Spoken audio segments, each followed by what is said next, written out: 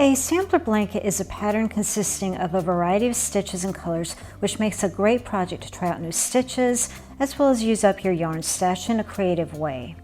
In today's video, I'm going to share how to design your very own stitch sampler in 3 easy steps. I want to inspire you and show you just how fun and addictive this can be, so let's just dive right in with step 1, which is creating your initial chain count. To begin, decide what size you want to create your project. Here's a list of standard sizes to get you started. Use this to establish a rough idea of your chain count. I would recommend using a tape measure to chain to the size you think you want to make.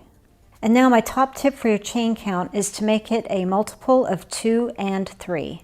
Not 2 or 3, 2 and 3. A multiple is just a number that can be evenly divided into another number. In this case, 2 and 3. That way you will have a lot more scope on the stitches you can incorporate into your sample. Another way you can plan out your initial chain is to pick a stitch that you think you'll want to use that has a higher multiple. For example, a wave stitch or a Catherine reel usually has quite a large multiple. If you have something like that that you know for sure you want to use, then go ahead and create your multiple based on that. When you're researching patterns, you don't want to include the turning chain into the equation. For the most part, it isn't necessary, but every pattern is different, so you'll need to assess it and see where that first stitch lands on your project.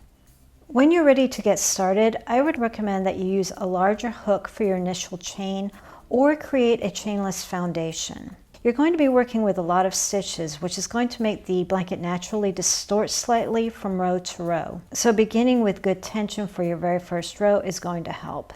Then you can go down to the size that you want to use for the rest of your project. Which leads me to step 2, choosing your colors and stitches. The biggest tip I can give you during this step is to create a test swatch that you can use while you're building your blanket. This will help you so much as you're choosing out your stitches and your colors. And that's because it will save you so much time as you're experimenting with the different stitches and color combinations. You won't have to do a complete row to determine what's working. You can make this swatch any size that you like. Just make sure that you're working in that same ratio for the multiples. For example, I started my swatch with a chain of 36. You may have to go bigger with your swatch if you have a big wave pattern that you want to incorporate, or it can be smaller, but the point is creating a swatch is going to save you a lot of time. And you can use it in a couple of ways. You can either use it to just, as you're working along, test something out, rip it out and try something else, or you can use it to create your entire pattern before you've even started on the blanket.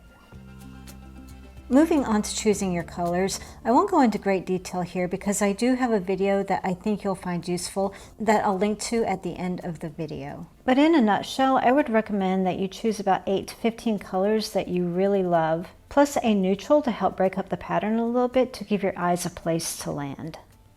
When it comes to your stitches, a good rule of thumb is to balance your blanket with basic stitches and specialty stitches. Again, this will give your blanket the illusion of uniformity and balance.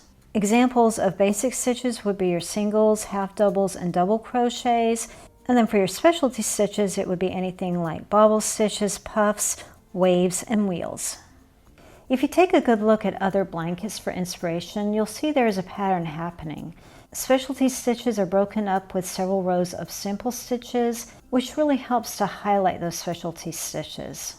Another mini tip is to use those basic stitches to help keep an eye on your stitch count, especially after a specialty stitch. If you notice that you've accidentally increased or decreased in the previous row, you can add a row of single crochets or half double crochets to straighten things back out. If it's just off by 1 or 2 stitches, you can easily add or decrease to get yourself back on track. Once you've completed your project, chances are your blanket might look a little wonky. So for step 3, it's time to work on a foundation border to help straighten out those edges. Because some stitches naturally pull your blanket in, while others stretch it out. I like to do this with single crochets, but you might like doing it with half doubles. Just like I suggested in step 2, you can use single crochets to help straighten things back up.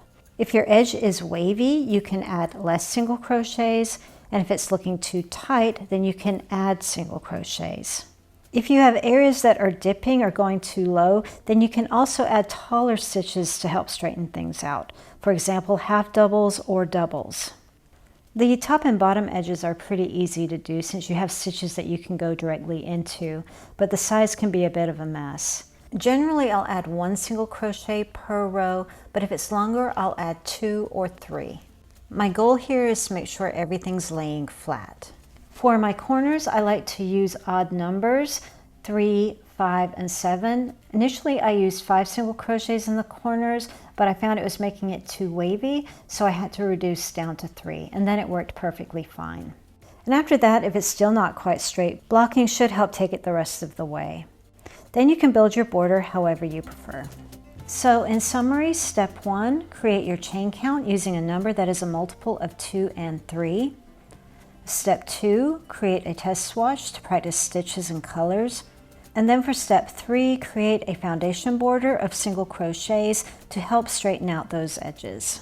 In the description box below, I've added videos that I think will help complement this video, and if you see a stitch that you'd like to learn, leave a comment, and if there's enough interest, I'll be happy to create a tutorial. I hope you enjoyed the video. Thank you so much for your support. It means the world to me, and I will see you in the next video.